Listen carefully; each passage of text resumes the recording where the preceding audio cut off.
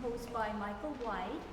He's professor at Juilliard for over 30 years, and I took many of his classes, music theory, analysis, and graduate seminars.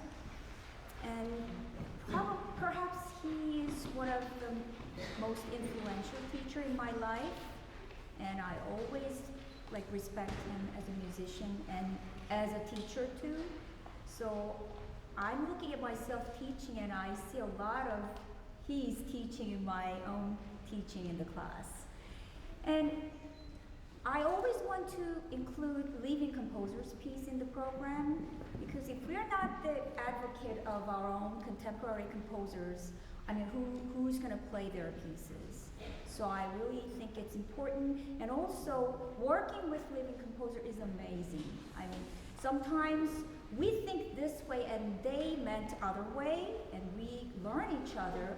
And sometimes it's interesting that they actually learn from us too. They never thought of this way, but if we do it another way that they never thought of, then they actually get inspiration. And yes, maybe let's change it to that way. So it's such an experience. The pieces were based off of the stories of NaniZu, written by Edith Rinacanti. She is from Argentina, she's a poet. And it's based off of a children's book, so there's pictures and everything in it. And it's about this mythical woman, NaniZu, and she's an earth spirit. And she is said to be taller than the tallest tree, but yet as thin as a knife blade, and she's friend of all the world's children.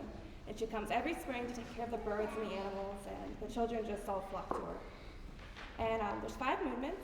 The first movement, NaniZu sings a lullaby, so it's very lyrical and flowing. And the second movement is more rhythmic, it's marching through the tall trees. In the third movement, you can really hear the birds and the butterflies throughout, especially in the primo part, you hear the bird. And then the fourth is another fast and rhythmic one as the children dance with NaniZu. You can hear laughter throughout. And then the last is a farewell, but it's not too sad because the children know that NaniZu is going to come again in the spring. Unfortunately, the composer couldn't make it tonight. He had another performance in New York City, The Conflict, but we'll enjoy playing his piece. Thank you.